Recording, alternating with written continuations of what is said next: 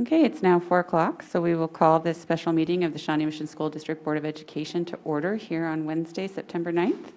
Our first item on our agenda is the Pledge of Allegiance. So if you would all rise with me. I pledge allegiance to the flag of the United States of America and to the republic for which it stands, one nation, under God, indivisible, with liberty and justice for all.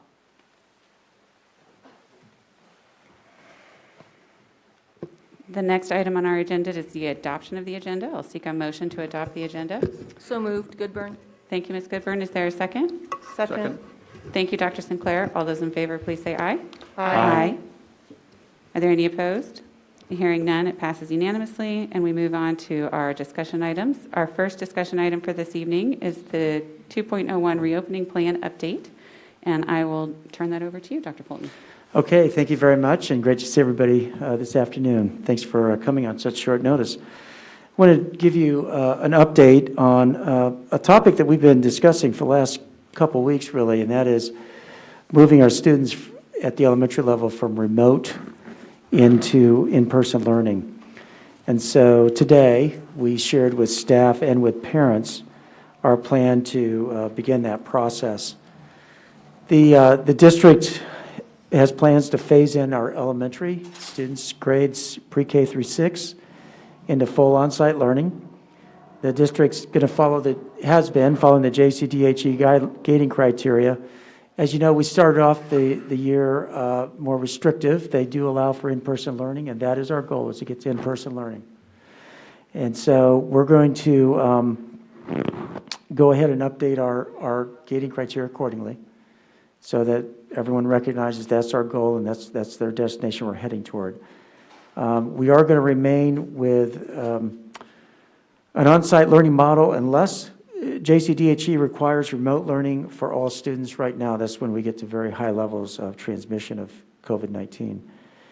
And then due to the change in the gating criteria, the districts is following. We're going to have parents, we're going to make sure and give them an opportunity to select the learning model for their students for the remainder of the school year that they feel best works for them. If they want to stay remote only, they can stay there. If they would like to move to in-class, they can. If they are currently in class, but they have concerns about that, knowing that we could be hybrid or have all students in class, then they can change to remote, and I'll talk about that in a second. Parents have received their letter from the parents have received a letter from the school district. They're just getting that, and that's going to include the opportunity for them to make that change. And so we are giving them until Sunday, September 13th. And folks have had an opportunity to kind of experience remote this week. Everybody knows kind of what in-classroom learning looks like. So we want to make sure that we give them some time to think about what they would like to do and contact their school if they have questions. If they do not want to make a change, they're not going to have to complete the form. They can just stay right where they are and they don't have to do anything. The letter to families communicates that while the goal is to minimize classroom teacher assignments, there may be some need for student assignments to be adjusted, such as preschool sections, AM, PM may also potentially change. We just don't know how many people may want to make a switch. Until we know that, we won't be able to settle all the teaching assignments in place. There may be a few isolated cases where we have class sizes above classroom guidelines, and these classes are going to be adjusted as the district transitions to the on-site plan. So if we're a little bit high in a few spots now, we'll get that smoothed out when this transition occurs. The elementary reopening plans will be adjusted to make sure that we're aligning with a 3 to 6 foot distance. You know, JCDHE has some really good guidelines that they suggest that we follow when we're doing in-classroom instruction, and part of that is maintaining that 3 to 6 foot distance in terms of typical student interaction. 6 foot is in a hybrid model works really well, so that's in a hybrid model that's easy to do. When you start to put all students into class, it can get a little more challenging because it depends on the number of students you have in the class and the amount of square footage in the classroom. Those are things that we're going to have to try to smooth out as best we can. And in some cases, we may have to add some staff in order to make that work. We'll know exactly what processes we're going to have to follow once we get all the numbers in. So let me talk about that just really quickly here. This week, we're announcing the change and giving parents an opportunity to change their choice. The week of September 14th and September 21st will stay remote. What's happening in those 2 weeks is we're taking all that parent information on their selections, and we're beginning to do the scheduling piece of it. Looking at where do we need to place students, where do we need staff, what adjustments might be needed. Then we'll be able to work on communicating that out the week of September 28th through October 2nd, where we'll stay remote.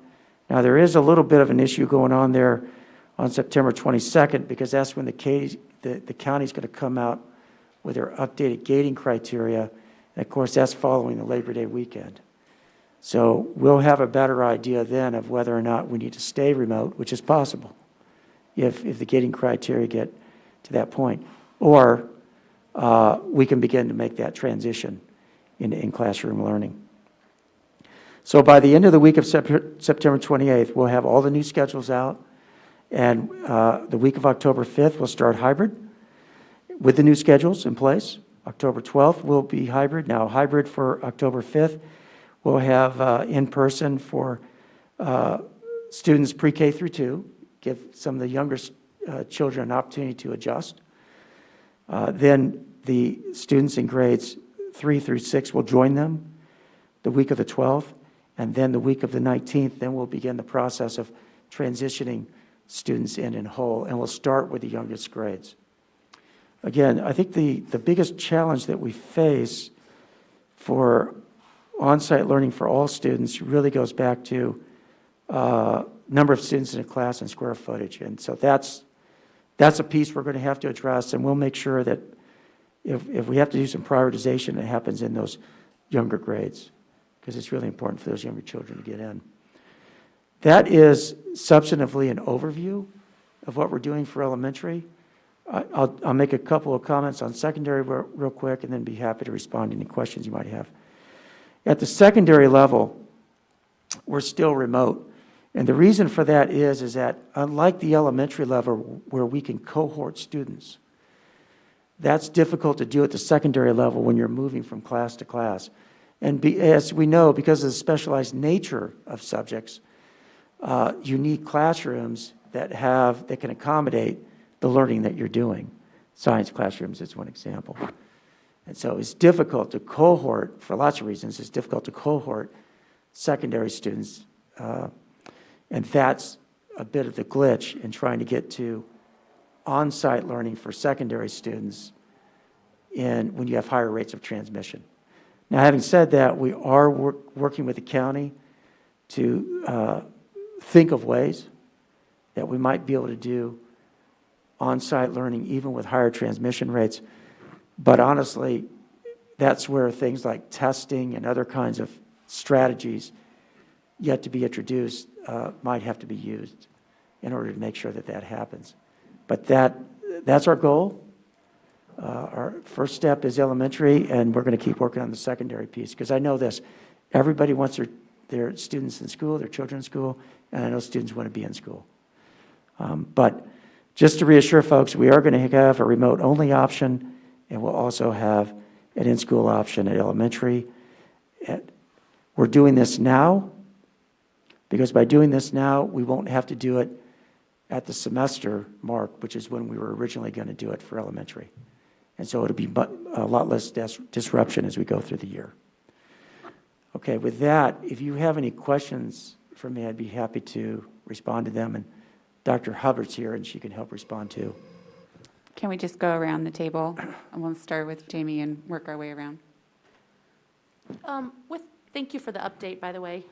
With regard to programs like our signature program here at the CAA, where there is more room for our secondary kids to socially distance, are they going to stick with that same plan of staying remote? Or since there is more room at the CAA, is there a plan to bring in kids who, are in our signature programs into the CAA? I'm going to have Dr. Hubbard respond to that. I will say this, we'll answer that question for sure. At the next board meeting, we are going to spend quite a bit of time on giving you a pretty comprehensive update, too, on the reopening. So some of these issues, if we want to, Sure. if we want to address them tonight, we can, or there'll be an opportunity there to Sure. go into more depth as well. So for right now, we're still, all secondary students would be remote only. As we start to look at the hybrid situation, what that looks like for CAA and really it's not just CAA where we have those spaces. I mean, we have a welding at Shawnee Mission West that might be able to do that. So there's some different opportunities for that. We want to be really careful with that in regards to equity because we would have to be providing transportation, or we should be providing transportation, right? So that it's an equitable situation for all kids. And because it's only for a couple hours and trying to match up with homeschool schedules. So again, just some logistics that we'll need to work out in regards to that. But for right now, all will be remote. I just had a question about asking parents to commit by September 13th for the whole year. And it feels like, the school year just started, and by the 13th, I don't know that parents are going to even have a good idea about how well their kids are handling online and whether they could do it for a full year. So what was our reasoning for having them decide this early on for the entire year? Yeah, the problem is that the longer we wait, the more difficult it is to get students in. And if we're going to have to make changes, particularly with staffing, we really need to do it now. The longer we wait, the more complicated it becomes. It's just think about the teachers that may have to make a change, and we're going to try to reduce that as much as possible. But that's a lot of shifting, and we don't want to be disruptive to the school year, and so that's why. Also, while it's only been a few days here that we've been going remote, I think it certainly, as a parent, gives you a little bit of time to think about, what is it that I really want for the remainder of the year? Because we're assuming that the conditions that we're working with right now are probably going to stay this way for the remainder of the school year. Unless there's a vaccine, not much is going to change. So it really becomes a question of what's my comfort level? Am I comfortable with my child being in school, knowing that we could have all students in? Am I not? I know that's a really hard decision for parents to make, but that's kind of what we're into. So my question is about the communication that went out to families today. So in skimming it, am I to presume that it's primarily only directed towards the pre-K through 6 families because everything else stays the way it's been before, 7 through 12? That's correct.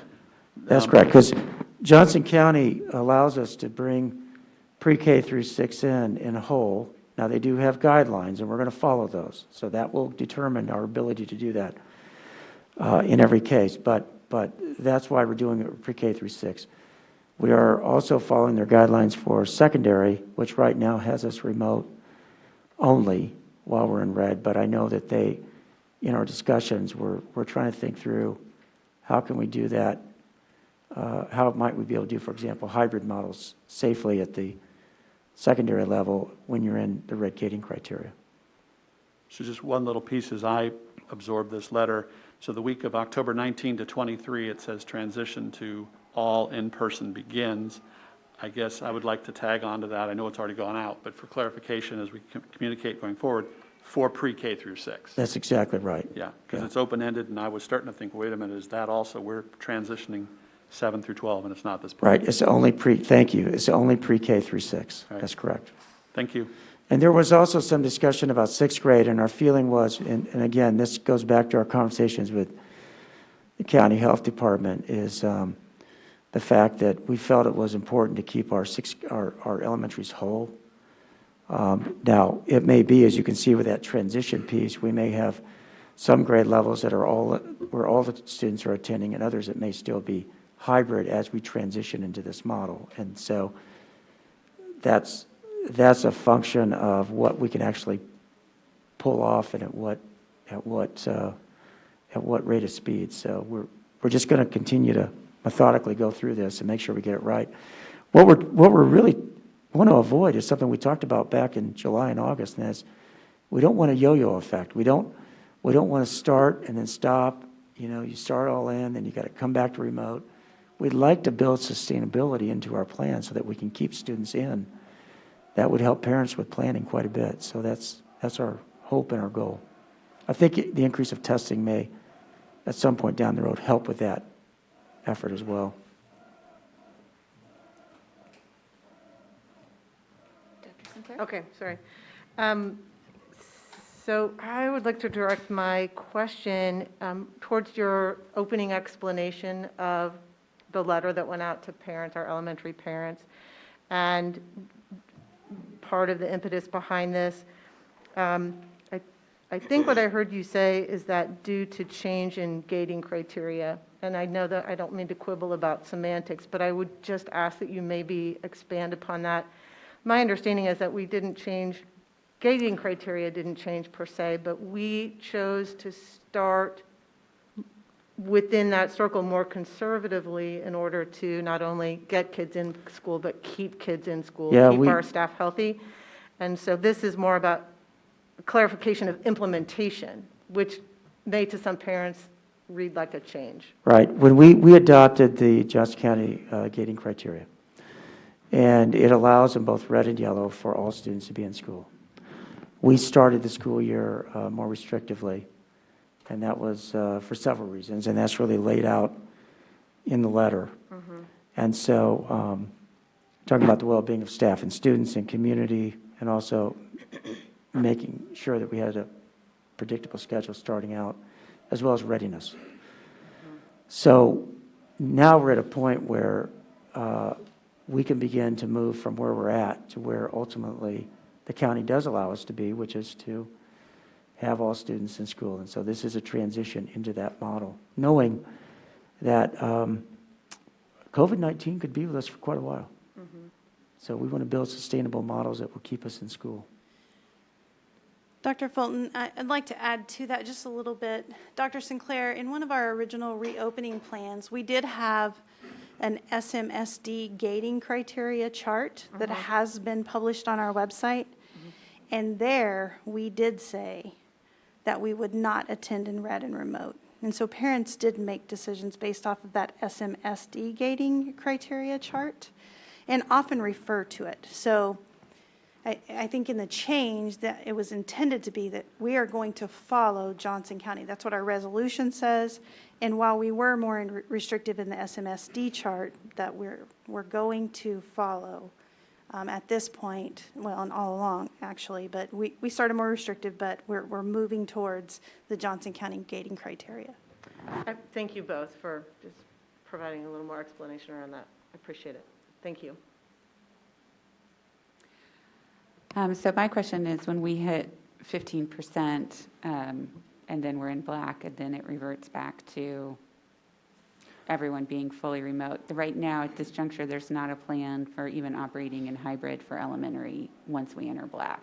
Once we get into that 15% and above, that's Yeah. what the current county gating criteria calls for, is for everything to be remote. So, that would be the only thing at the elementary level that would cause us, that we can see now, that would cause us to go back to remote, unless you have folks that maybe at a classroom level or a school level are quarantined. Mm-hmm. But beyond that, we should be able to stay in class, ideally in whole, but at least hybrid. Because I think 5 weeks ago when we adopted it, we were below 10%. We were at like 9.4, Yeah. We were something like that. And I think today was 12.6. right. Right. So that's a trajectory that if we were to maintain, we'd be, Yep. it's possible that we will be hitting 15%. If it took us into remote, then we would follow that criteria. Okay, Yeah. thank you. Hopefully we'll hit there and we can keep students in class, so. So if I'm a parent and I chose remote only for the first semester, now we're asking parents to just go back and redo their, like, if they want to do it for the whole school year? Is that what I'm hearing? Yeah, if you chose remote only for the First semester, then what we're asking you to do is, that's fine, you can stay there. Okay, yeah. But the selection will be for the school year, because again, the disruption that occurs in staffing and learning, you're having to constantly switch students and staff around, and, that's not the nature of elementary schools. And elementary schools are built on relationships, So this is the time, though, I just wanted to make it clear in case people are watching out there. So if they chose remote for the first semester, now is the time that they need to Right. register if they want to continue in remote, do they do nothing? Or do they need If to they- go back and because they haven't told us what they want to do second semester yet? If they do nothing, then they will just stay right where they're at, Okay, remote only or in class. If they would like to make a change for the remainder of the year, then they can go back and make that change now. okay. So when does that change then take place for those kids? 'Cause So they've already that's, chose- we would start the new schedule the week of October 5th. Okay, So we've got a couple weeks there where we get all the numbers in, we make the changes, and then we've got a week where we're communicating out, and then the week of October 5th, then we bring the students in, hybrid, pre-K through 2. The older students would stay remote that week, but with their new schedule. And then we bring the older students in the week of October 12th through 16, and then the week of the 19th, then we begin to transition into. okay. I just wanted to make person. sure that was clear for the kids that were remote right now, students that are remote too. Right. Okay, thanks. Right. I just have a couple, I want to clarify that this is not something that you need the board to take action on or vote on because it is consistent with the original reopening resolution that we approved July 27th. Correct. So this is just a point of information for the board, and many of these operational decisions will continue to be made by you as the superintendent of our district. Yes, that's correct, yeah. Can you help me understand as a board member which of those decisions, like when it will require something coming back to the board? Because I know we're having further conversation in this meeting about activities and athletics, and I want to make sure I understand when something does or doesn't need to come back to the board for a vote. Yeah, great question. If, for example, through the board resolution, I'm given the authority to make a decision, like, for example, working within the Johnson gating criteria, then I can go ahead and make those operational decisions. If, however, a decision falls outside of that resolution or the gating criteria, then I would have to come to the board for approval. This one falls within, the next topic falls outside of it, so.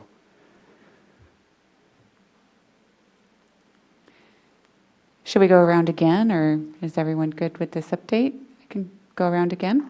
Okay, I'll just keep it going. Ms. Bergman? Oh, you're good. Oh, I thought you were saying yes, I will have more questions. Reverend Guy? I just have more clarification, sorry.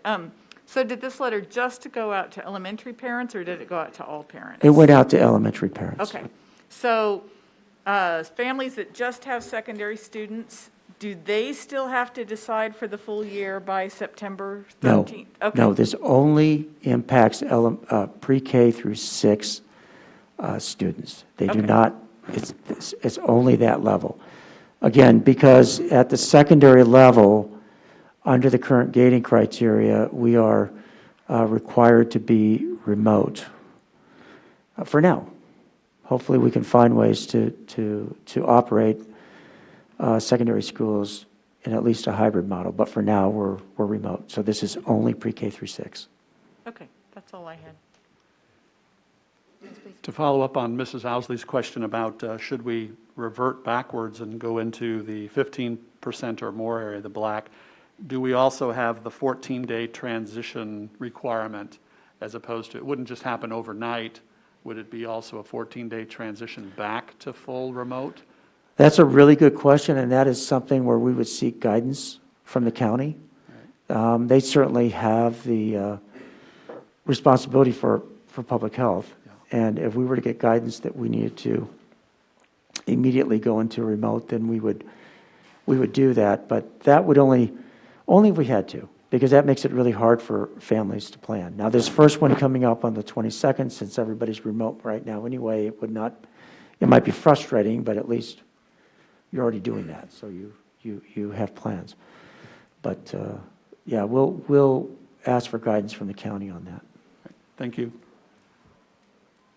Dr. Sinclair? I was just going to, well, no, I don't have a question. I was going to make a comment. Okay. I'm probably not alone in expressing my appreciation for our elementary administrators and teachers, doing their best to keep up with implementation of our guidelines and providing adequate and equitable educational opportunities for all their kiddos. So I just wanted to acknowledge that. I want to thank you for doing that. It's we're in quite a age of change, aren't we? Mm-hmm. And it's flexibility is really key to success going forward for all of us. But kudos to our staff who have started off the year remote, and I'm really impressed with what I'm seeing. And I know that this is can be somewhat disruptive. Having taught elementary myself, I understand. And so it's a big deal to be doing this right now. But I appreciate all their work, and now they're getting the year off to a good start. But as we move through this transition, hopefully by doing this now, it'll give us stability for the remainder of the year and help us to have a really, really good rest of the 2021 school year. Mm-hmm. I know you've had a lot of conversations with JCDHE and Dr. Ariola, and one of the things that broke last week was the availability of some saliva testing, and that they were gearing up to order more of that, and that they are working on a plan with the 6 Johnson County school districts to utilize, I don't know if you can call it rapid when it's still a 2-day test, but at least the 2-day is much more rapid than the current 7 to 10 days waiting for results.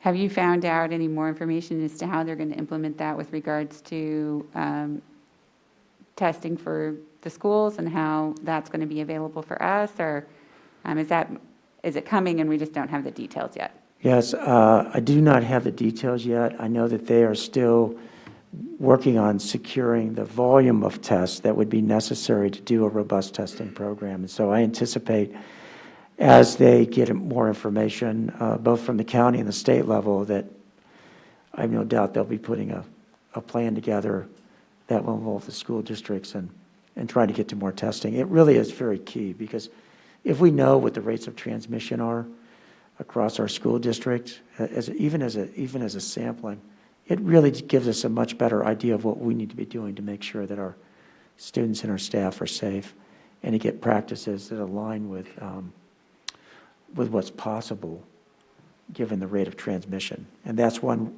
reason right now we're just approaching this from an abundance of caution. Thank you. Ms. Goodburn, you good?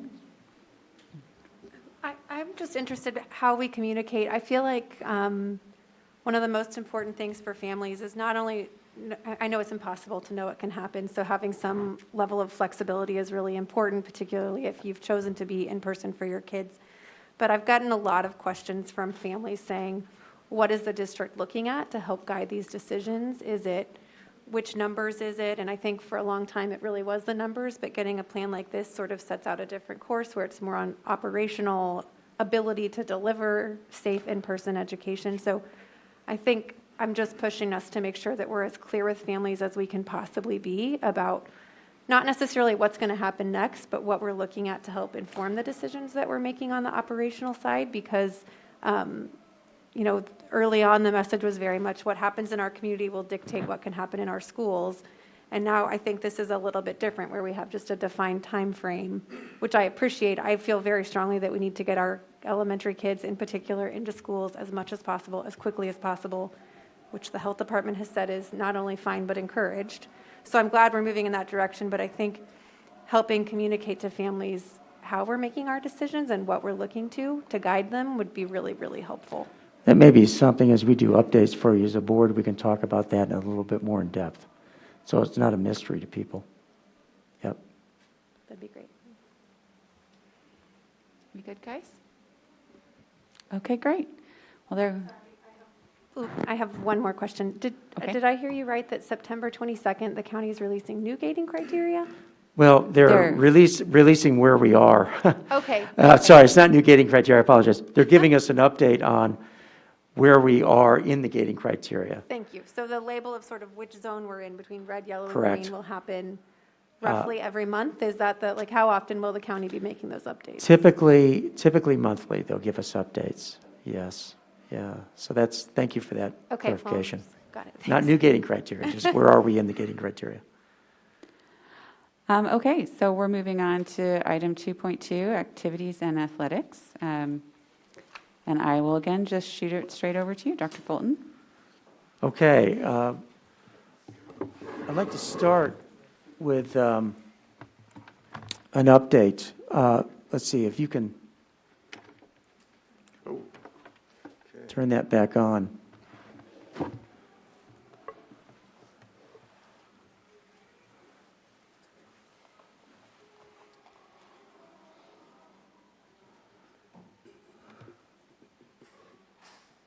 Okay, let me give you some context for our discussion tonight on activities and athletics.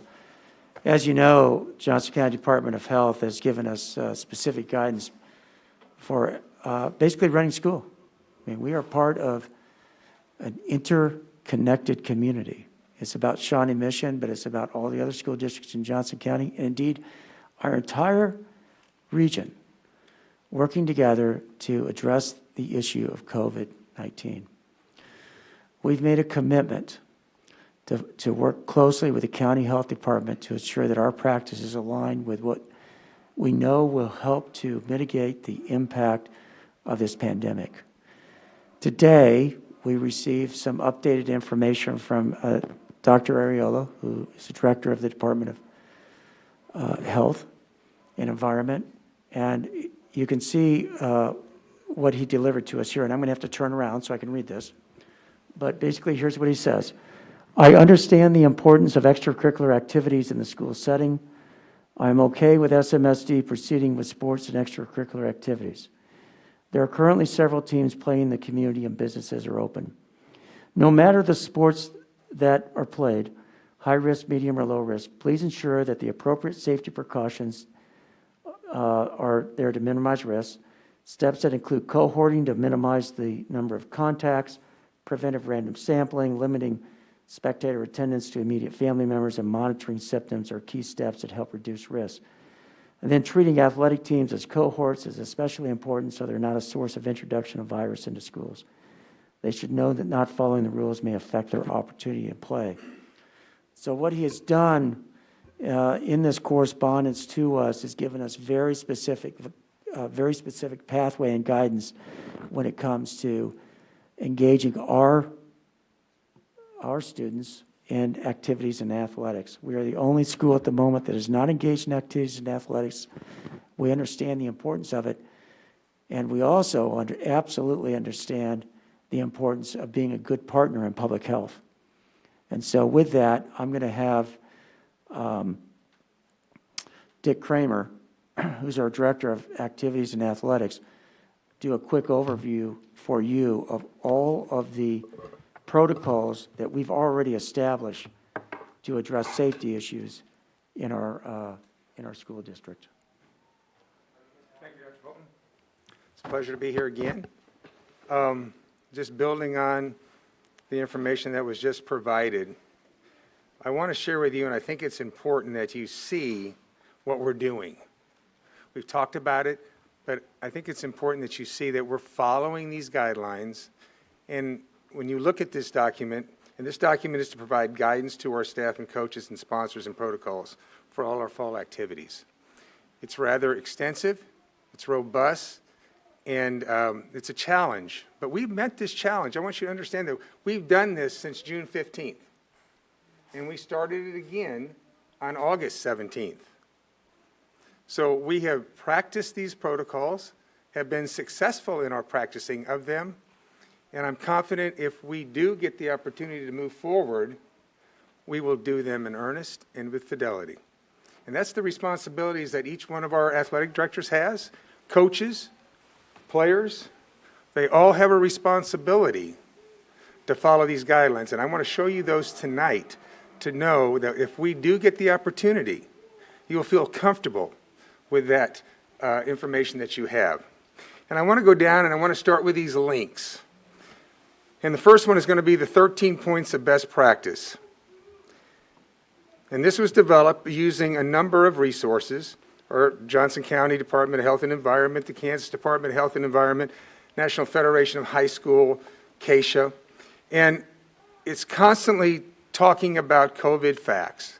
We think, in speaking to some of your concerns, educating our stakeholders in what COVID is. So through this document and through these links, you're going to see that constant reminder and awareness of COVID. And if we don't have that personal responsibility and we don't understand it, then we could risk exposure rates higher than we want. And I'm not going to read all these to you because you'll have access to them, but I want you to know how extensive this is. And then we have our protective measures, and we really have 13. And again, just looking at the first one, it talks about arriving at practices, leaving practices, talking about that bubble or cohort group. We really would recommend that we don't carpool. Families travel together, or you travel single. You don't want to be in carpools if you can not help it. It's highly recommended not to, and when you're in that car, you're wearing a mask and doing the best you can to social distance in those seats. Again, you're bringing your own water bottle, drinking fountains, and common water stations will be used with supervision, meaning we have these water cows. We're just not going to let everybody go to them. There'll be a supervisor there where the student will be supervised filling up their own water bottle to go back to the activity. And again, a lot of hygiene, washing their hands before they touch their face and mouth after maybe touching a football or a practice implement. There'll be plenty of hand sanitizer available for them to do that. Also, there's been a lot of talk about, and masking is very important here. You're wearing your mask at all times until you do an exertive type activity. And if that's a scrimmage or a high impact practice, it's recommended you don't have a mask.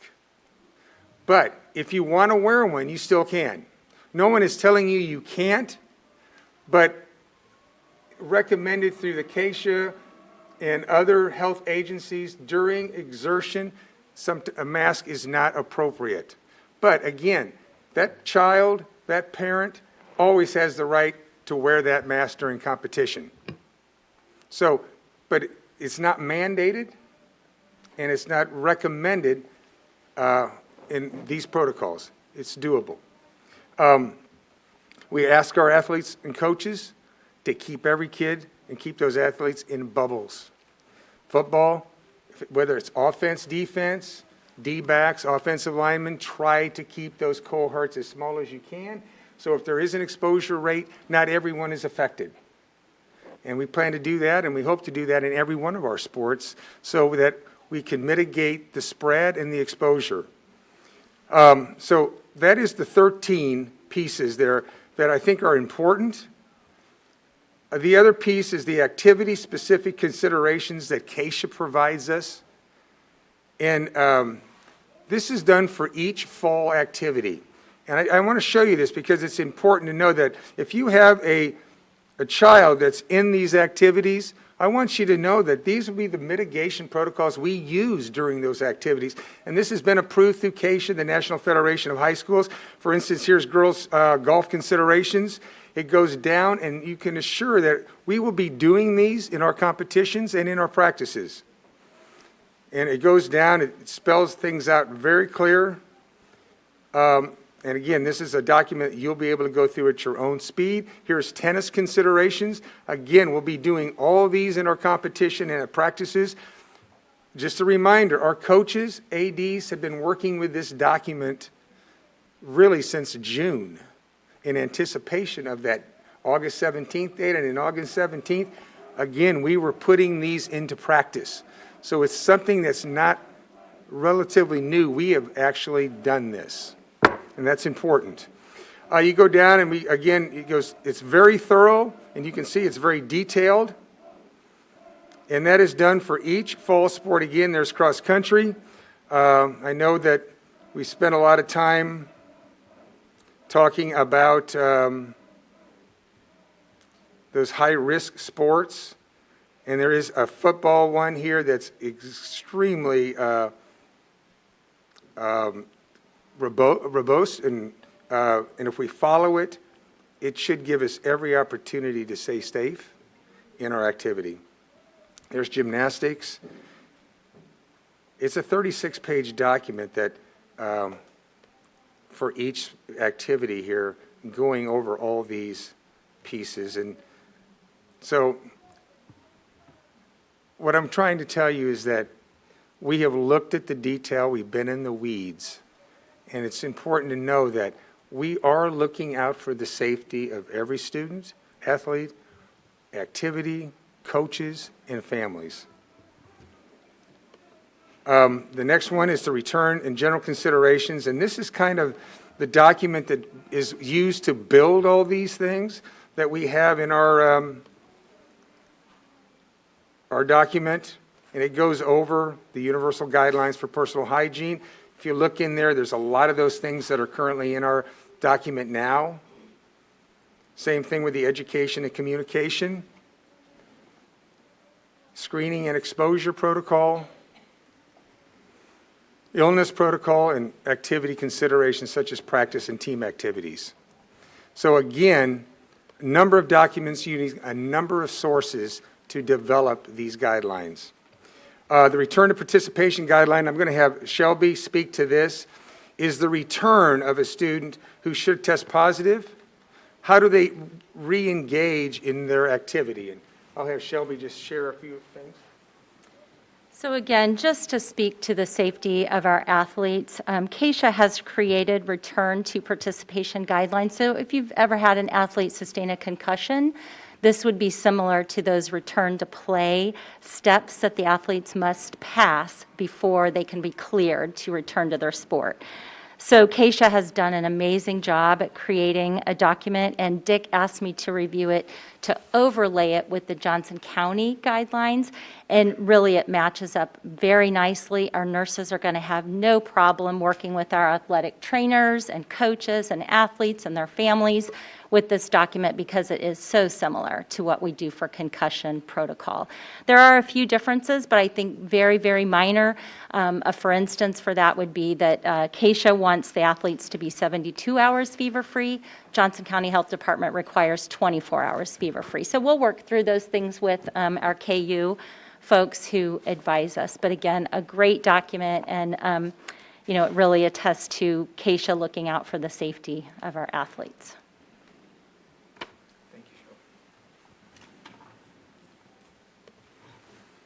So as we go down the document, I think it's important if you look at this statement here, for those coaches, sponsors, and student athletes that have a high-risk condition or who are around family members that do, they need to really consider their participation in the activity. They should get with their doctor or family doctor and go over that. And down there I've listed a number of high-risk conditions that you might want to consider with your parent about participating in an activity. And I think that's important that you know that there is a risk if our athletes participate. Now, what you see here is a QR code, and this was developed by, I believe, a couple coaches from East. And what this does is every athlete, when they report to practice, takes an assessment, a COVID-19 assessment, and I'm sure these players can share with you. They show up, they scan it, name, first and last name, grade, and then they answer 4 COVID questions. If they answer yes to any of those questions, they don't participate, the school nurse is called, and we keep that exposure rate to a minimum. And we're also watching out for our athlete and families by doing this screener. This screener is done every day. When you have time, you can take your phone, read the QR code, and this one here takes you to Shawnee Mission South Volleyball. But every school has a sports-specific QR code for their athletes. So they don't walk on that practice field until they've done that QR code. And that's the coach's responsibility to make sure that that happens, and it's the AD's responsibility to make sure that that is being implemented, because it's very important that they take that assessment before they walk on that practice field. Again, each student is responsible for bringing their own mask. We have purchased masks. They're with the athletic trainer, so if a student should show up without one or need one, athletic trainers will have them. to hand out to those students that need them at no cost. We always want to practice social distancing whenever we can. Again, you all bring your own water bottle, clearly marked. We don't want to share those. Locker room considerations, something of great importance. If you use the locker rooms, and I imagine specifically football here in this example, everybody can't go in there. We have to go in waves. We either go in by class, we can go in by year in school, seniors first, juniors, and so on. All those lockers have to be social distance. And then it's the responsibility of us to make sure that that is followed. Most sports can come already dressed in our current situation. Football is probably the one that needs that locker room for the pads and things like that. It will be disinfected daily.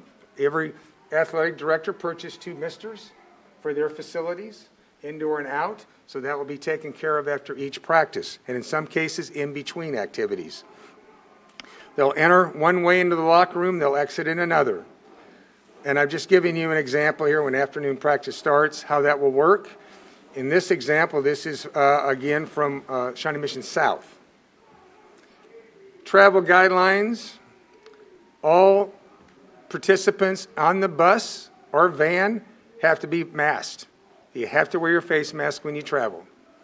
Vans, if it's one of the newer vans, 4 students and a driver. An older van is 5 students and a driver because that's a more bench style. Buses, only 25 will be allowed on the bus with social distancing, and that includes the coaches. We are allowing parents to drive their student to the event with the parent permission. Coaches, they will drive when they drive a school vehicle such as the van.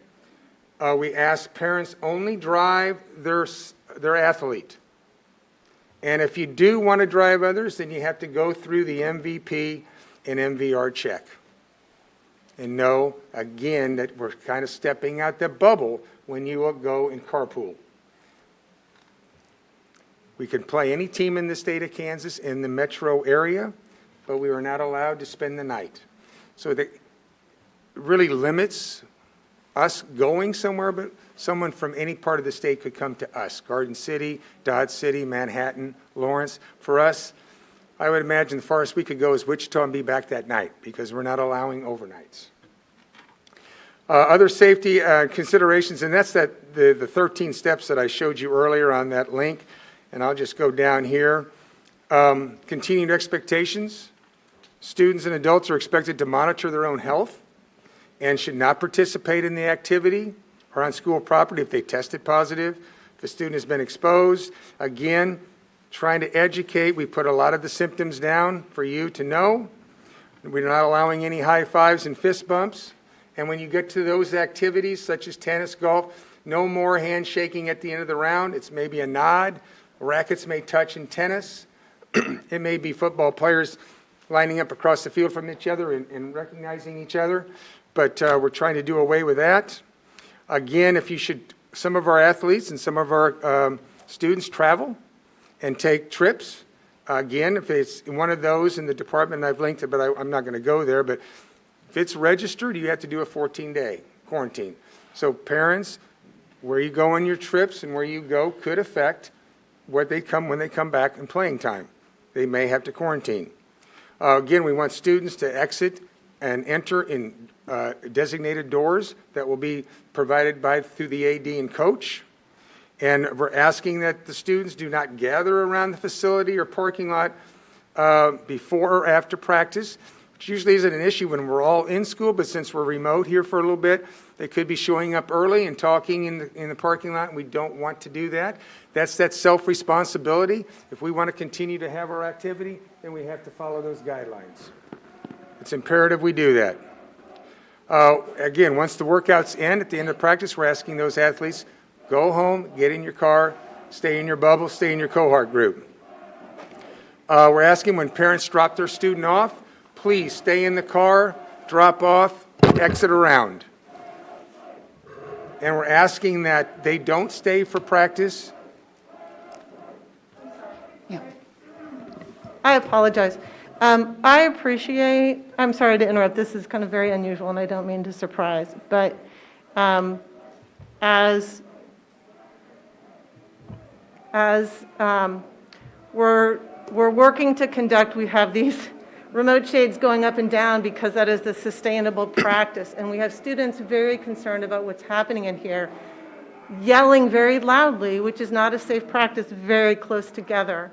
Is there an opportunity at this juncture for our AD to go ask them to wait patiently, to have faith, and to separate and not continue the risk of spreading the virus as we're trying to, it's just I think if so someone distressing to me. they did not hear your No, opening remarks. No, and it's. That the and- Johnson County epidemiologist announced that he was okay with Shawnee Mission playing. And the coach is now explaining how it's going to be safe. And if I can't hear the coach say how it's going to Dr. be Atha. safe, it's going to be Dr. hard Yep. to vote to implement what the county epidemiologist said. So it's super frustrating. And coach, thank you. Well, He was coach when I was in high school. So Yeah, it's been a while. It's just, we're- I'm just. They can't hear. The shades do that on their own. It doesn't inspire a lot of confidence that we're going to be really good at maintaining 6 feet of distance when you look out that window. I totally appreciate their passion and commitment, and I want them to be safe and express themselves safely, and screaming that close together is concerning. They're all wearing masks, and I appreciate that. I just don't want to, I'm sorry. Thank you. No, actually, thank you. So, gentlemen, Let's- ladies, that's what we're up against. We have to respond to each other and do it correctly. And have If we faith in wanna each play, other. we have to do it right. I would like to add something. I appreciate the comments. You know, we are in the middle of a global pandemic. What do we know? Here's what we know from 1918. Communities that developed a comprehensive strategy and stuck to it were successful in mitigating the effect of the pandemic on one another. Communities that did not do that had much lower levels of success, and in that case, deaths were higher. If we're going to be successful in Johnson County and in the Kansas City metro area in addressing this pandemic, and we want to engage in things that we value in life, school, activity, sports, then we have to be a team. And I think one of the things that Mr. Kramer is really laying out here is that you can engage in activities, but you have to do it under certain conditions. And if you do not meet those conditions, then guess what? You can't do it. And I think that's part of the message here. We talked about that earlier with school. We said we want to get all students into elementary, and we need to do that under certain conditions. We have to figure out ways to do that and make that work. That's okay. That's called problem solving. But when it comes to this, we have to follow the protocols. And one of the things that's critical for all of us, not just Shawnee Mission, but for everybody, is we either row together to address COVID-19 or we aren't going to make it. And you're going to see these rates continue to increase. So that is why we are following guidance from health experts in everything that we're doing. So I'll turn it back over to you with any Thank you. final remarks. Well, I'll say this. Anytime you're given a great opportunity like these young men and women will be given, hopefully, maybe, there comes great responsibility with it. And I think what we saw is what we're up against, is to get everyone to believe and be a teammate and a team member of SMSD. And if we follow these to fidelity, we have a great opportunity in front of us to make something good happen. So that's my challenge to you all. You've got to make this happen. Only you can make it happen. When parents drop off, or again, we're trying to not let them stay, not be visitors, not be spectators. Please drop your son or daughter off, and then and please move past the practice facility. We're not going to provide any towels, no food or food consumption on the practice facility. We have signage. Those signs will be going up today in all our athletic and activity facilities concerning about wearing face masks, social distancing, and hand washing. So again, constant reminders, trying to make people aware of the importance of following these mitigated protocols. All coaches and sponsors, I think Mrs. Borgman, you asked about the education piece. And I'll just, every coach and sponsor has to take this course. Then they get and this is from the National Federation of High School. And basically, it speaks to all these things that we have in our guidelines: hand washing, face masking, social distancing, exposure. So every coach, sponsor has to take this course. They get a certificate at the end. They have to turn that into their AD or activities director before they can coach. So another piece to try to secure and let you know that we're trying to do everything in our power to provide a safe environment for our families and athletes. And then at the very end of the day, we want our coaches to be absolutely the last ones to leave the school and practice area to make sure it's been cleaned properly, all our athletes are safe, they've departed, and we do it all over again the next day. So that gives you an idea of what we're doing and what we've been doing in our activities since June 15th and then again on August 17th. So that is what we're doing and practicing. So thank you. And with that, I don't know, do we want to have just a couple of brief comments about Bill? music? Yeah, Bill, you want to come up? And Because that is one of the high-risk areas, so. Good afternoon again, everybody. Bill Thomas. We don't remember each other. Of course, we can't see each other, so it's hard to tell without just seeing the eyes. I would tell you that our staff has been amazing and working very diligently to make sure that we can provide music education and performing arts for our students. Some of the things, we are totally following all the activities guidelines from Keisha, from NFHS. There are a few things that are a little different because of just the area that we're in, but all the mitigation strategies that Dick was just talking about, we're a part of all of that. And our staff knows that. A few of us had band camps a few weeks ago, and the QR codes, that's all part of it. Everybody providing their own masks and water and all those things. We follow that to a T, just like the athletes do, because at that point in time, we're athletes too.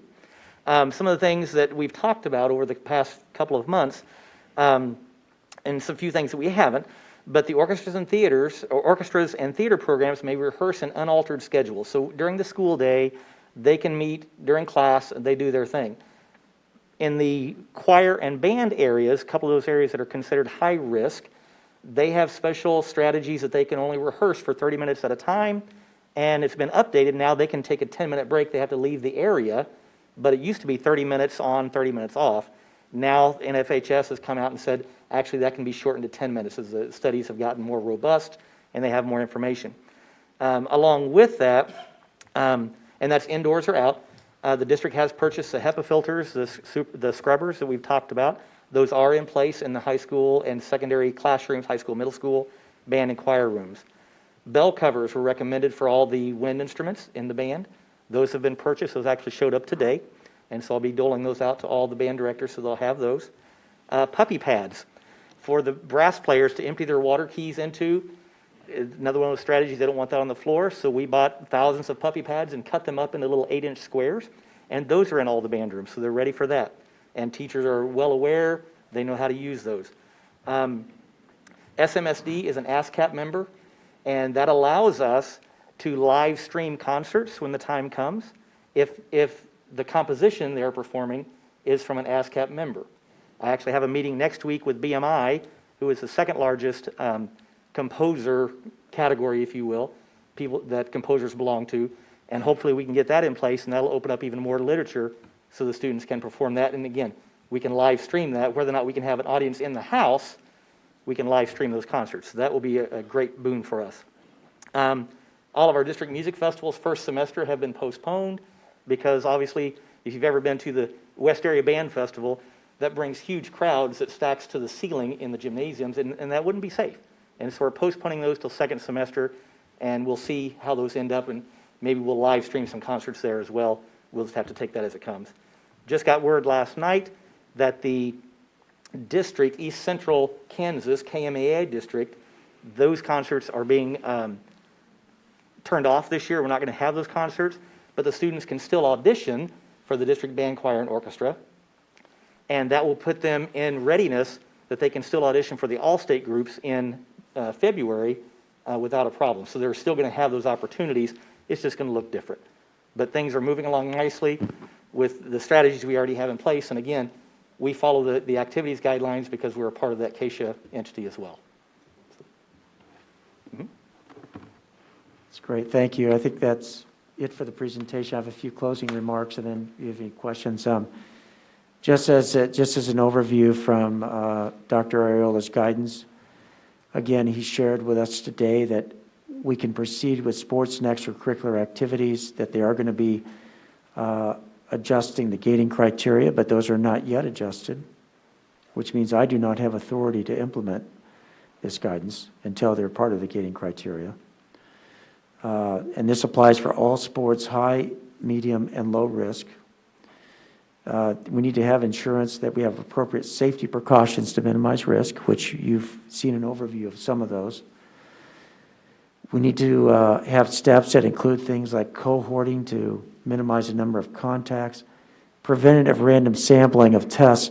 As a test become available, we're going to be a partner in that testing program.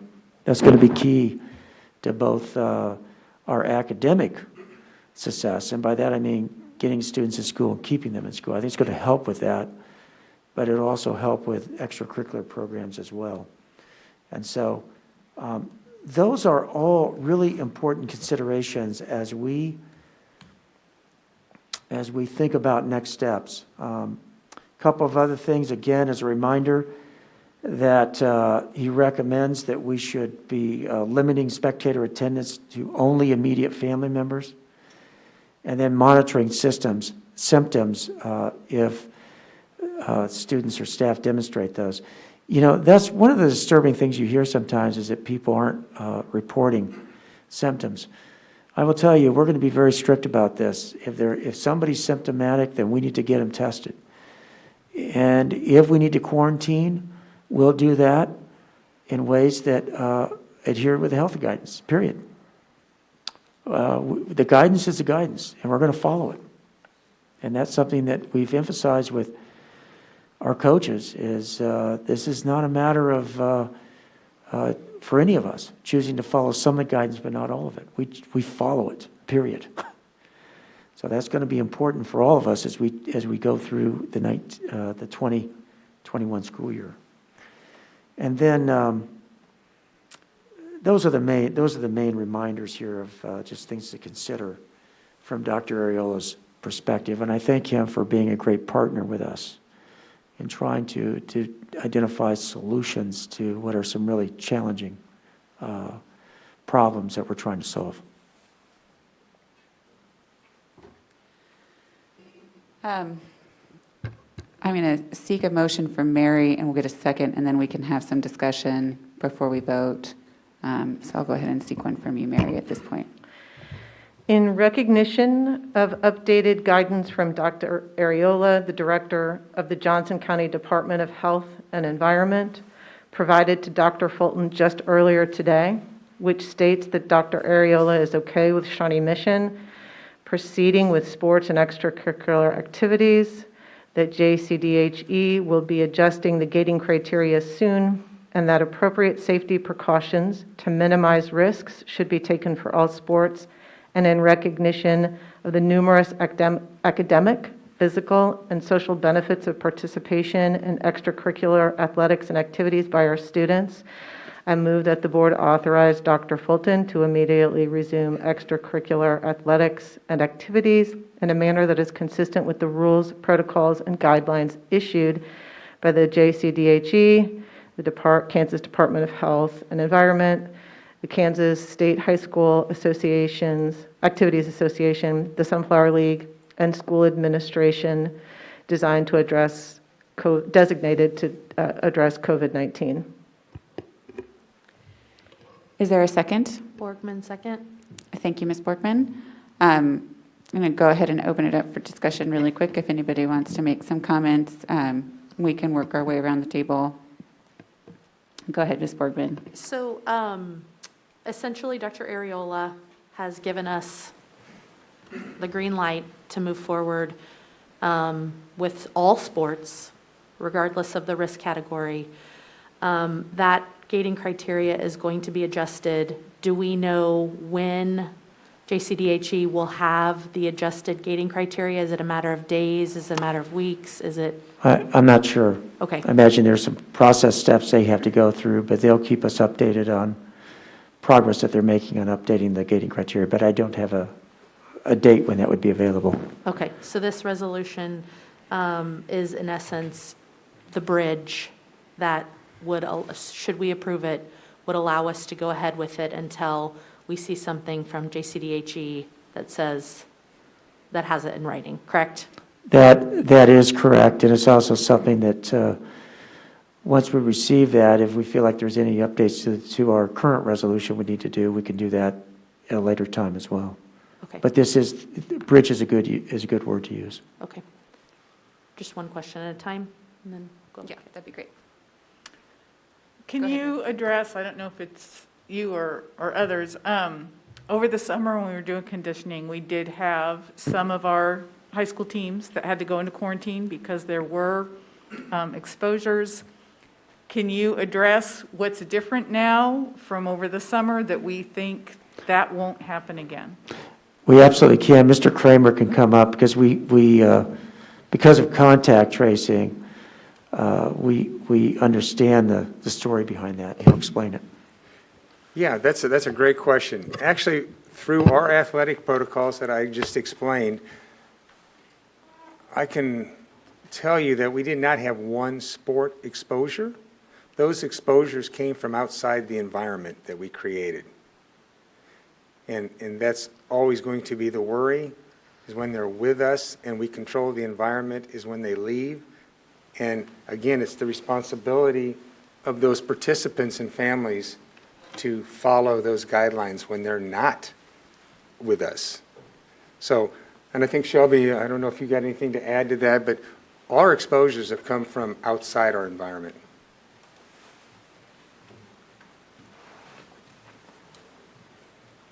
Just to clarify, isolation is when you're ill. So someone has been diagnosed with a positive case and they isolate for 10 days. Quarantine is when you were potentially exposed. And if you recall, I was an army of one over the summer months. You know, we didn't have all of our nurses to conduct case investigation and contact tracing.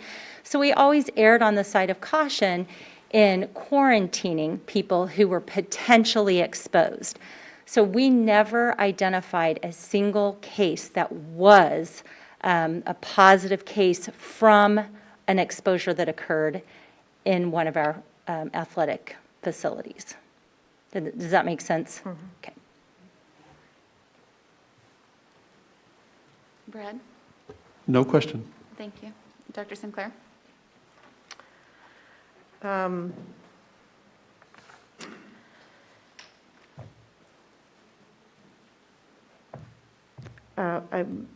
have a comment, so I'm going to pass for time, for sake of, see if there's any other questions, and then I might have a comment to make. Second pass. Okay. I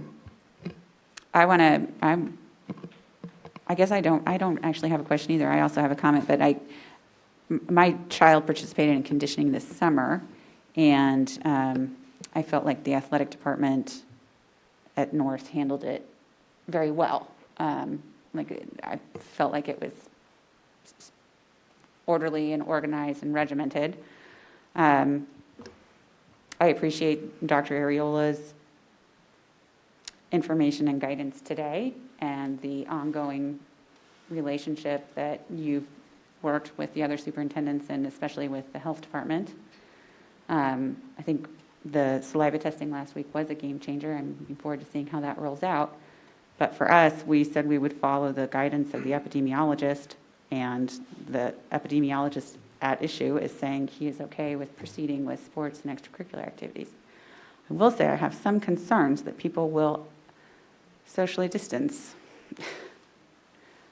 So that is on my mind. Are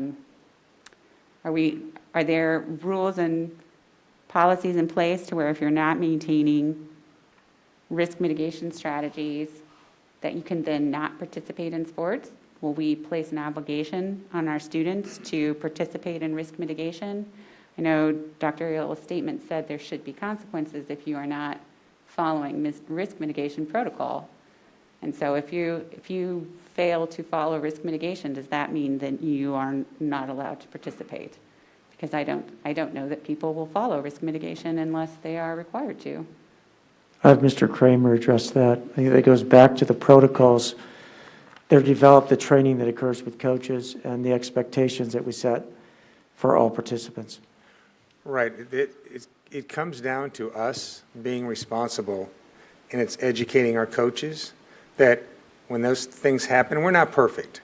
I will tell you that we're not perfect. Our guidelines, and we're going to be like great teachers. We're going to monitor and adjust and make those changes as needed. We're going to find out what's weak, what needs to be shored up, and then it's our responsibility to make sure that happens. And it would probably start from the least evasive, that it might be a warning.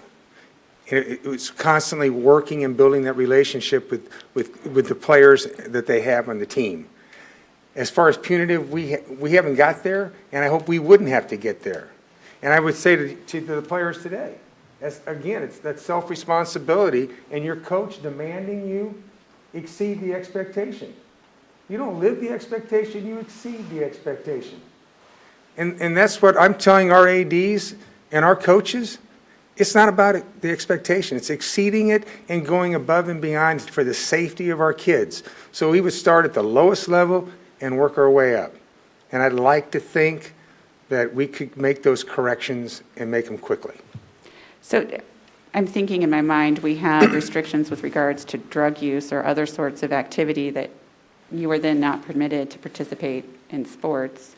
And drug use only impacts the student, his or herself, whereas failure to follow risk mitigation would then place the entire team and whoever else you're playing at risk. I think that is fairly significant. So it's interesting. I don't know that I would see keeping someone from playing sports if they're using illegal substances as punitive. I would see that just as a consequence of failure to behave responsibly. I guess I have significant concerns based off of evidence presented this evening that we are going to have mitigation with fidelity. So. Well, and that's something that we can continue to talk about and Absolutely. take whatever steps are necessary to address that. You know, on this pandemic, we all hope that it ends quickly, that a vaccine is right around the corner. But if it's not, and this goes on for a considerable length of time, we have to develop a whole new set of behaviors in order to successfully navigate this as a community. And we are responsible for ourselves, but we're also responsible for one another. And so those are the sorts of things that we can talk about as we evaluate, as Mr. Kramer was saying, you know, what's working, what isn't, and what adjustments do we need to make accordingly. We meet weekly as a group. The ADs, we meet weekly, sometimes bi-weekly. And those will all be discussion items. That's something I can take away from this meeting tonight, is that we do have to have something in place for that when it happens.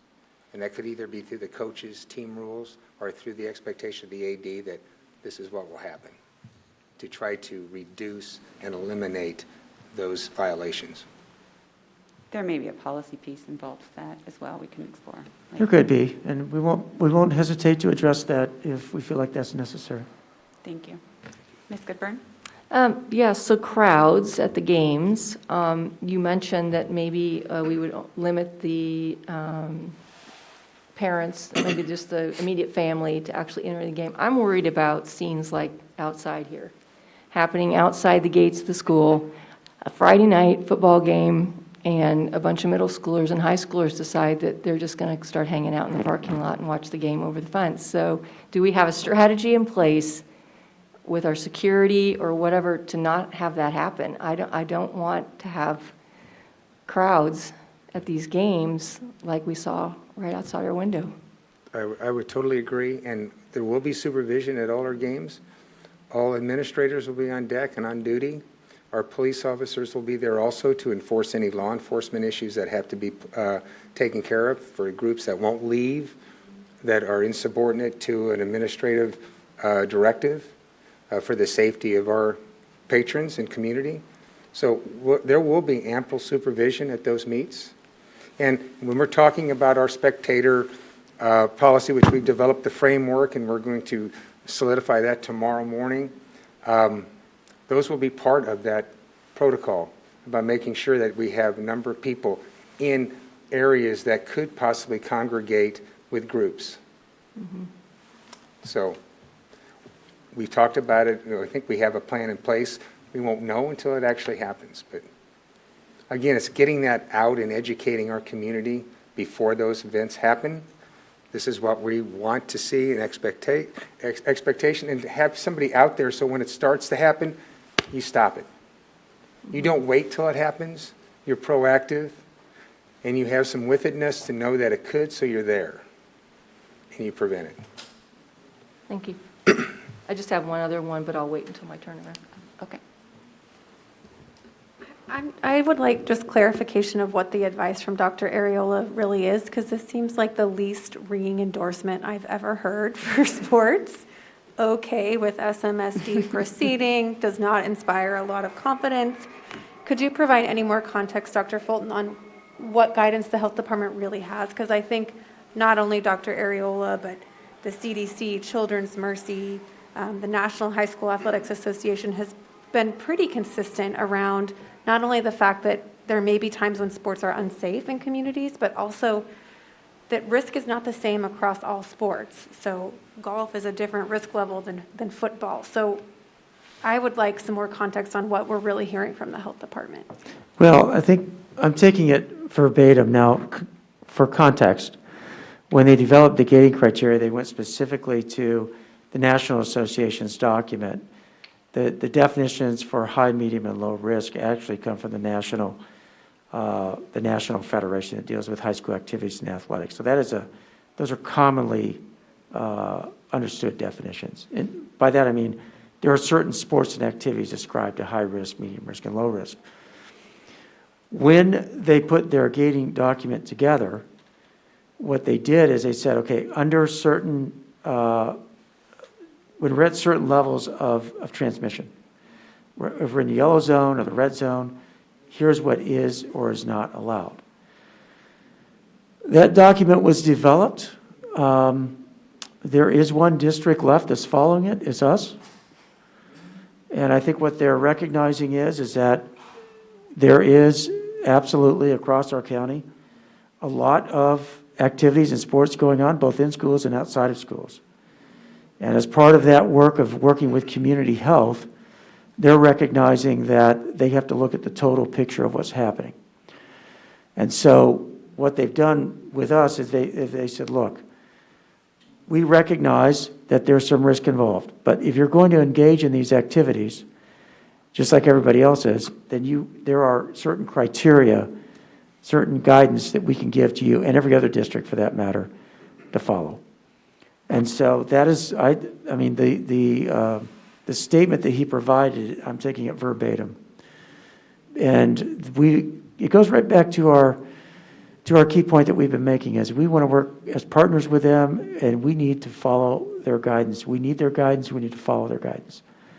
And this is guidance that he provided to us today. So we're thankful for that. Now, if the guidance would have come out differently, then we would have followed that guidance. Madam. Yes. I just want to clarify, in my motion, I did not mean to diminish the gravity of Dr. Ariel's clarification in the gating criteria to us by pulling out a couple of sentences to shorten a motion. And I'm glad you brought that to light through your question, because my intent was not to convey any casualness in the clarification that he provided us. So thank you for making sure that was clear. Ms. Borgman? So in activities, obviously, let's just take football, for example, we have at our games, we have band, we have cheerleaders, we have the dance team. Are those groups of students able to also be a part of the experience? And then also, can those parents, those immediate family members, if those groups are allowed, can those family members also come and watch? And then also, I mean, I know there's other groups like the Spirit Club. Are those kids allowed, students allowed? I mean, where do we draw the line? Where do we draw the line with immediate family members? Help me understand a better picture of what an activity such as football would look like. Well, currently, the discussion and in the league, for instance, Mill Valley does 3 tickets per athlete for any member of that family that wants to be there. Cheerleaders that attend, because cheerleaders would be there because we can social distance, they can wear a mask. Dance can still perform with a mask on, social distancing at halftime. Bill will be working with his directors to see if music, let's either go with a pep band, and those parents would get tickets. Anybody that's got someone that's participating in the event will get X number of tickets. We are not at this point allowing anything other than the amount of tickets that we're giving out to those players. We don't have a student section. So a student section would not be allowed. It would be those tickets that those players are given to who they want to invite. Coaches, players, cheerleaders, band. And so we have to be cognizant of the fact that our capacity at our different venues can only hold so much with social distancing. So it's possible in football, since we're playing large stadiums, that could either be 3 tickets or 4 tickets. Volleyball, since we're in small areas, that may be only 2 tickets to essential players and coaches and who's ever cheerleaders, or if there's a halftime performance. We're looking at doing royalty crownings virtual over the big scoreboards, where we'll tape that earlier and then play it on the video boards to try to limit the exposure. We're not allowing anyone near the field to play other than players and coaches and trainers. Everybody's to stay in the stands, and when it's appropriate, you come down and do your performance. So they would all have an opportunity to be there. The only thing that we wouldn't be doing is having a student section. May I ask a follow-up? Yeah, go ahead. So like for soccer, for example, when JV plays before varsity, are we requesting that parents leave the soccer stadium? Like the JV parents, are we requesting that the JV parents leave the soccer stadium so if their kid's done playing, or can they stay and then also watch varsity, or like how does that look? That's a great question. It depends on the venue. If we're at the stadiums playing, probably we would have enough room, enough space to accommodate both parties there. If we're out at Westridge, we would probably have those games scheduled a little farther apart, so there could be an hour between varsity and JV, so that we could clear and then allow the varsity group to have the stands. The Westridge stands are much smaller, and so that's a smaller venue with a smaller amount of tickets. Most likely, if you're a soccer and you're playing at Westridge, you'll get 2 tickets, where if you're a soccer player and you're at the stadium, you most likely get 3 or 4 tickets. And it also depends on the size of the team. You know, football is going to have probably 60 players on that sideline, where a volleyball team may only have 12, or a soccer will only have 20. So all those would be in consideration of the number of tickets allowed and where the venue is. So we're trying to move more soccer games. If we get the approval, we would look at moving more soccer games to our stadiums, north and south, so that we could have a larger capacity and try to provide as much spectator attendance as we could. Does that answer that? Yeah, thank you. I have a lot of questions, so you might just have to keep circling back. So we have some student athletes who will need to choose to not play this year because their family doctor has said that either the athlete or someone in the athlete's immediate family is high risk. Can you assure those students that, assuming by next year there's a vaccine or we're in a different place, that they might be able to return to that sport. I think it would be heartbreaking for a student to feel like they had to, they're a sophomore, that, they'd have to give it up forever. I guess just an assurance that this is a decision for this year, for this time of the pandemic, but it doesn't have to be the decision forever if their doctor says that it's best for them to not participate this year. I don't really worry about that, because one of the number one things you do as a coach is you build a relationship. So those players that have been out, participated, and for the unfortunate reason they have a family member or themselves and they can't participate, I'd like to think our coaches and ADs will have a spot for that student, no matter what the circumstances are, whether it's COVID or a family issue before that. We want participation. And even if those students, even those few sports that cut, I'd like to think that we have room for students that want to show effort and be a part of something. I think that's extremely important, that if you want to be a part of something, you should be given that opportunity. So we try not to cut a lot, and there are some sports that have to, but I'd like to think that our coaches and ADs would respond to those students that have that need, that there's always going to be a place for them with their school. I can't guarantee that, but gosh, I'd like to think, just like we do in the classroom, you build that relationship, you bring them in, and they're part of you, and they're part of your group, and they're part of, we use family all the time. And that's what we want to see happen. Ms. Dutton, you're good? Ms. Sinclair? Okay. I'm good for now. Ms. Goodburn? So waivers, I've read quite a few emails over the last few weeks, and some parents have mentioned waivers, that they'd be happy to sign one. Do we have a waiver for sports that had anything to do with COVID? We don't. Parents understood the risks, and the student understood the risks, and they're wanting to take the risk anyway. Well, every student knows that there's a warning of risk when they sign up to play an activity. That's built in, that risk. We do not, at this point, I don't want to speak out of turn, but we do not have a COVID waiver that I know of that all our athletes sign before they participate. They know that there's a risk involved in each one of their activities. So we do not have a specific COVID waiver at this point. Okay, thanks.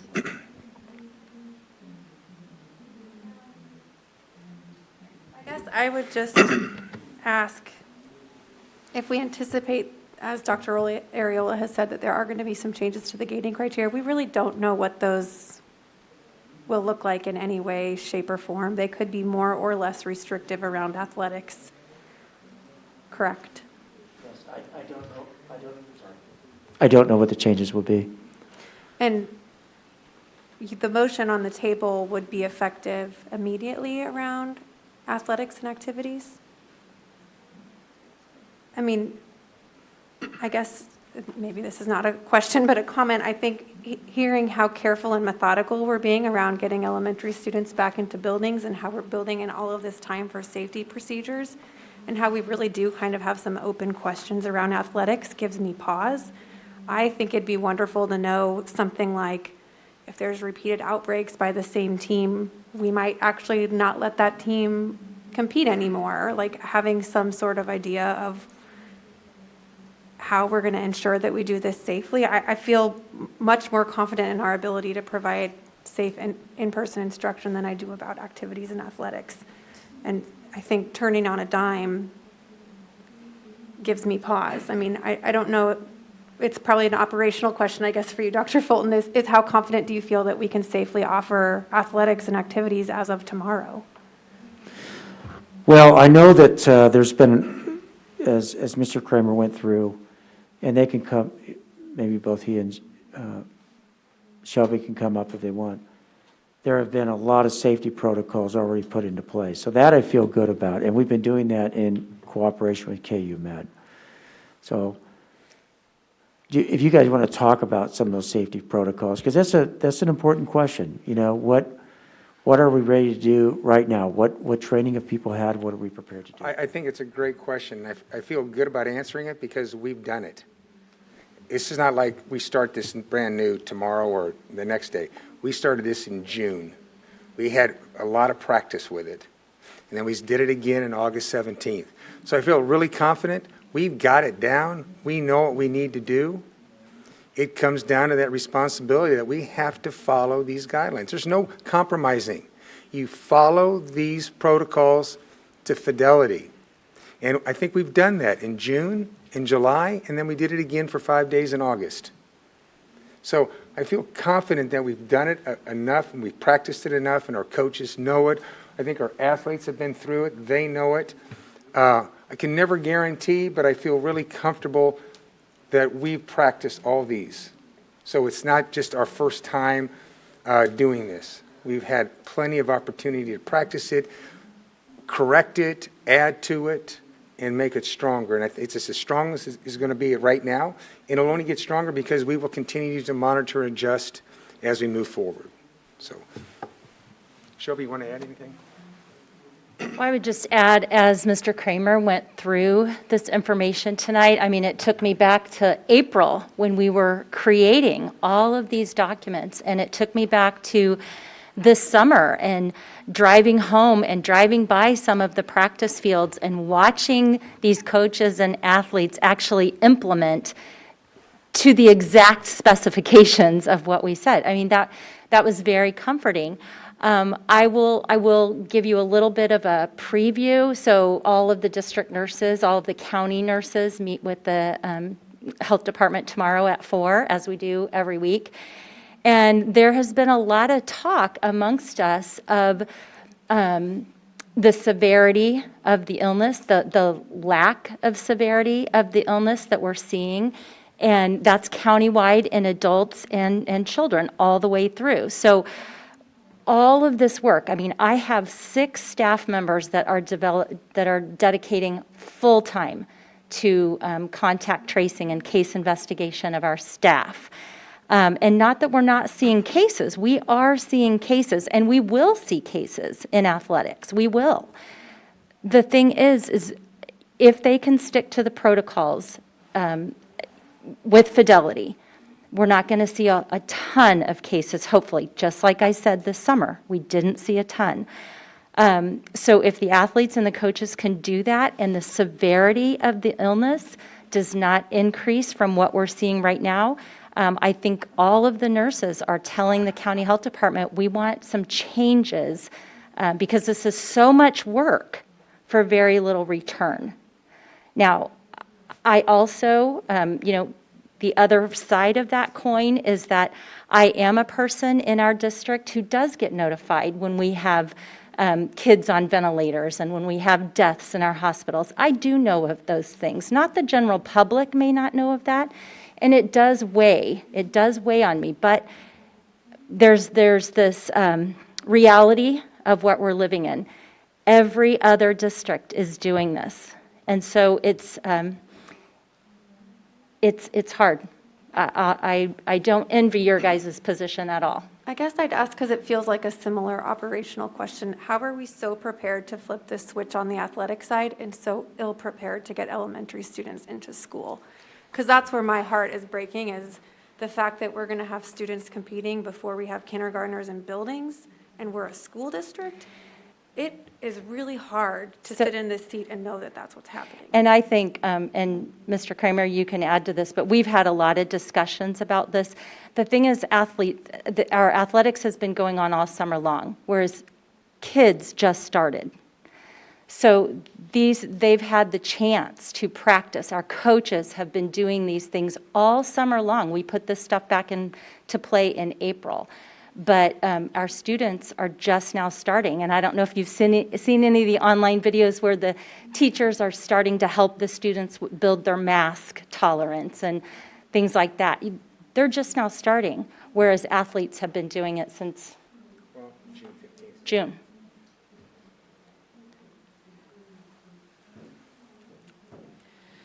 Anything further?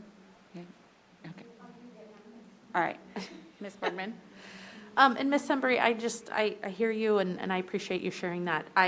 One thing I wrote down was from the summer, there were no sports exposures due to COVID.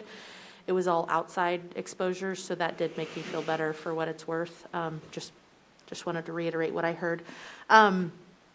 So my question, is this for just fall sports or is this for winter? Like, what does it look like moving forward with regarding activities? I guess I shouldn't just limit it to sports. I should say activities. I apologize. I think this guidance applies from this point forward unless and until we were to receive new guidance. Okay, great. So basketball, wrestling, it's all, I think that's something that they're going to continue to probably evolve in their thinking on it. But for right now, this is the guidance that we have. okay. And then I guess my comment regarding if we adopt a policy, I think it would be great, Shelby, you kind of inspired me when you were talking about the nurses and the feedback from the nurses, is if we could perhaps even do sort of random team audits where perhaps a nurse or an administrator could just pop in to a practice and just make sure that the pages and pages of, all the protocols are being followed. I think that would be very helpful to make sure that, we're doing what we say we're going to do to keep kids and coaches safe. I have it written down. So we're talking about sports and activities, and so I'm thinking about all kinds of extracurricular activities that happen. And let me clarify, we're just talking about high school level, right? This does not Correct. apply to middle school or elementary. But there's all kinds of high school clubs and extracurricular activities. There's debate, and there's Spanish club, and there's all kinds of things. Are we saying that all of those extracurricular activities can start tomorrow or whenever we decide that things can start? I have Mr. Kramer come up, and Dr. Hubbard may be able to help with that as well. Currently, it's just for the CASHA activities. We're not really, since we're not at the remote sites, middle schools, all their activities are postponed till January. And at the high school level, until we get to that in-person piece, there are no clubs and nothing happening other than CASHA activities. Debate is CASHA, so debate will have a season. So currently, that's what that entails right now. Okay. Mr. Stratton? Okay. Dr. Sinclair? Okay. Ms. Coburn? Ms. Embry? I would like to understand, I think some of the guidance from Dr. Ariola focused on the fact that starting to allow these activities and extracurriculars could actually compromise our ability to maintain as much in-person instruction as we're going to slowly be transitioning to. So if we have higher community transmission because of activities and athletics and we get into that black zone, we may not be able to offer any elementary instruction at all.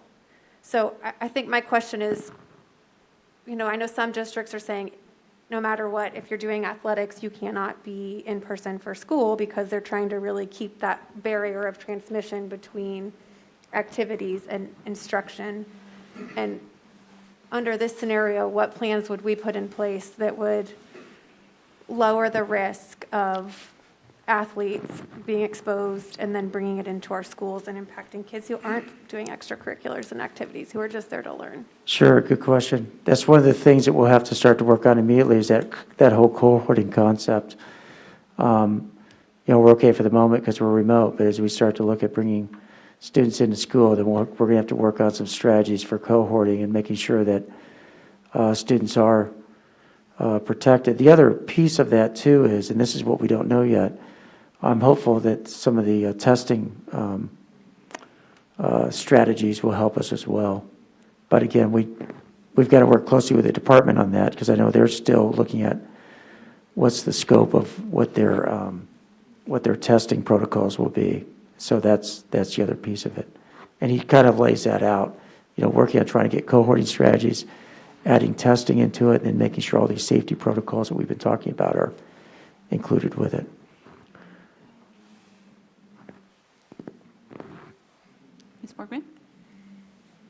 Reverend Guy?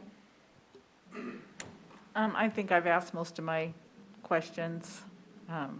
I mean, I somewhat agree with Mrs. Hembry that I'm uneasy about talking about opening up sports when we're not at a place when we can open up in-person instruction yet, and the chance that sports could then cause us to increase cases so that we can't go back to in-person makes me very nervous as well. I appreciate that we have erred on the side of caution and have listened to the Johnson County Health Department, but I understand uneasiness too. These are not easy decisions. They're not clear-cut. There's no one right answer, and so I appreciate this conversation. And we're wrestling. Every school board in the country is wrestling with these decisions. Thank you. I think we're at the comment phase. Did you want to say a comment or no? Mary? Yeah, Mary. I want to address my comment, if that's okay, to some of our students here in the room, and I assume maybe that you all are captains or leaders, and that's why you were selected to be in here. And so I applaud you for that recognition by your peers to be appointed a captain, and you have stepped up into that role in a really auspicious time. And so you have, I think, an added, I have faith in your ability to take on this kind of additional role in being a leader for your team and for your peers. I think Dr. Fulton acknowledged that we're not only responsible for ourselves, but we're, in this period of COVID-19, we're responsible for one another. And as you can see, this board, we're responsible for part of the leadership of our district. And we not only have the authority within the district to make choices, but we are relying on our partners in our community. We're relying on the Department of Health to provide guidance, to help us, to give that expertise from the epidemiologists and those professionals to help us make better choices for our community. We're responsible for the business owners in this community. None of us in this room, I think, want to contribute to a situation in which we trigger an outbreak. So we have that personal responsibility to wear our masks, to social distance. And I just wanted to acknowledge, I think, my faith in you, and to be able to be the voice of students and your capacity to really step up in this period of time, not only on the field, but off the field, so we'll all continue to do our part in helping to mitigate and allow not only you all to get back to sports and to get in school, but to stay in school and to continue a full season as we kind of progress through this year. So I thank you for your leadership. Does anyone have any final comments that they would like to add? Can I ask one more question? Sorry, I don't know. I just want to put out there the possibility, all of the JCDHE stuff does differentiate between low, medium, and high-risk sports. And I think conceiving of all of these sports as being equal risk levels for our students and equal risk levels for transmission is not accurate compared to how they actually will play out. So I think it's something we should all be prepared for, that the gating criteria may come out from the health department that does make different accommodations for different sports based on their the inherent riskiness of the sport. I don't know where that leaves us with this amendment, but I think it's certainly pretty consistent public health advice that not all sports are equally risky when it comes to COVID transmission. So I think because we adopted the JCDHE gating criteria, if they update it and we've adopted that, we would automatically be bound to the JCDHE gating criteria even if it was updated. And this is a bridge that allows Dr. Fulton to implement guidance from Dr. Ariola today, but doesn't actually alter our whereas statement.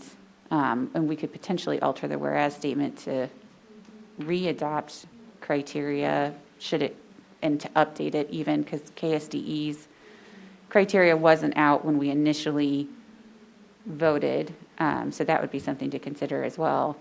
But it's my understanding procedurally, all this does is give Dr. Fulton the authority to implement sports and activities tomorrow. But if JCDHE were to come out and say, this is the gating criteria and these high-risk activities are done and out, I think that at that point, that would be controlling. And if I'm not understanding that procedurally accurately, I would like guidance to correct that.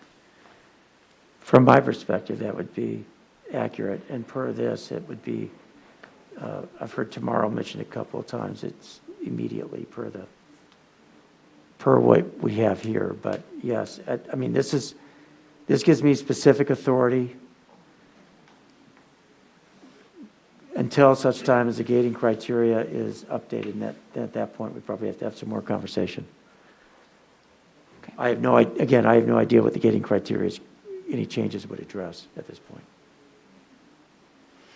And tomorrow, what would be starting would be practices. So Yeah, there's so many days where they have to do practices and conditioning before they can play. Right. And so is that Under like 9 days this, or? well, under this, if this were approved, then practices could start immediately. There are some guidelines that different teams have, but I don't know if we want to go into it now, but basically, they can start, and then the clock starts today, and then they can make a decision, and then that would either set them up for competition or not at a certain point in time when they've met the KSHA requirements. Okay. Dr. Sinclair has one other comment. I just wanted to acknowledge the work of at the state level. I think we're all frustrated that the speed of decision-making and resources can't be done faster. It's not lost on me, and I'm sure anyone in this room, that you have to wait another week because of, when we got clarification from Johnson County, had the clarification come yesterday, you might be 1 week faster into getting back onto the field. So that recognition is not lost. So there is a shared frustration in the timing and how quickly we can all adapt and make good choices around the conditions that we face. But I wanted to acknowledge the work of the state Spark committee. They forwarded a proposal that would increase to the State Finance Council. So a proposal was forwarded this morning to the State Finance Council that will meet Friday, that will to look to increase testing capacity. That is a game changer for us. If the more testing capacity we can have, the safer we can kind of move about. So I want to acknowledge the work of the state and also the county to increase testing capacity. That again is a game changer for us. So critical work. And I'm going to jump back to the elementary piece because the other part of the proposal that the Spark committee, that's that state level committee allocating our federal CARES Act dollars, also forwarded a proposal that will be considered this Friday to look at adding capacity for remote learning sites. So when our kids are, our elementary kids age, I believe it's targeting the elementary age kids for the most part, but so that proposal, I think it would be really important that our community kind of look to that announcement Friday to see what kind of increased capacity our counties will have to support that, those remote learning days. And that, again, there's a recognition of our partners in trying to move through this period of this global pandemic. Partners that are trying to that acknowledge and recognize all of the challenges in the disruption to schools. So thank you for that. Ms. Borkman? Just my comment, I guess, is I think we can do two things at one time. I think we can get elementary kids in and also give secondary kids something to, be excited about. I know that in a lot of the public comment that we had heard at the listening session, parents were very concerned about the mental health of their student. And so giving them an activity, I think, is very beneficial for a lot of kids to get them motivated to do virtual learning. And so I think we don't have to have one or the other. We don't have to have just focus on elementary or just focus on activities. I think we can do two things at once. We're smart enough, big enough. We have the staff in place. And so I hope we're not looking at this as we can only have one thing. I think we can do two things, and I think we can do them well. So I just wanted to provide that just comment.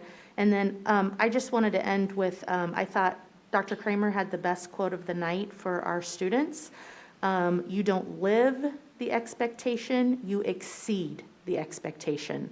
And so the expectation is, if this is approved, it's yours. I mean, it's yours to lose, essentially. And so we have to do everything we can to make sure that if this is approved, we don't lose it.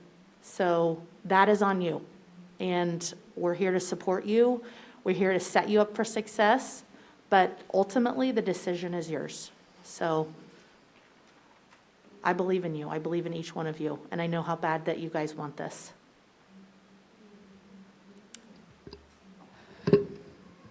Do we have any other final comments from board members prior to the vote? I'll recognize any board member. I don't care about the order. I'll just make a brief comment that I think where I feel the saddest is that I wish we were applying this level of urgency and creative thinking and strict adherence to protocol and bringing new motions to the floor to get our elementary kids into school as quickly as possible, in person, 5 days a week, which is what JCDHE has approved since the end of July. So the fact that it has taken us 6 weeks to get to a point where we can even give people 5 weeks of notice that their kids will start coming into school feels so slow and laborious and careful and methodical. And then on something like activities and athletics, where I understand we're the last district standing, we're just flipping a switch and making it happen. And I wish we could apply that same level of diligence to in-person instruction, because ultimately I believe we are here to educate kids, and to the extent that activities and extracurriculars can be a complementary experience, that's wonderful. My kids are littler, but I know for so many of you out there, your activities are what puts you in the classroom every day, and they're incredibly meaningful for you, and I don't want to diminish that. But I also think there is a real risk that if we do this and do this poorly, it's going to detract from our ability to provide in-person instruction for our kids, and I worry really greatly about that, because that feels like it's our first and foremost obligation to our community. That's my comment. Okay, I'm not seeing any further hands or head nods to that effect, so we will call the vote at this time. I think we probably ought to roll call this one. I think people will be curious, so if we could do that. Terry, can you call the roll for this vote, please? Yes. Jamie Borgman? Yes. Reverend Guy, Laura Guy? Aye. Yes. Yes. Brad Stratton? Aye. Mary Sinclair? Yes. Heather Ousley? Nay. Okay. Sarah Goodburn? Yes. And Jessica Hembry? Nay. Okay. 1, 2, 3, 4, 5 yes and 2 no. Motion passes. Thank you, Terry. All right, with that, I think we can adjourn the meeting.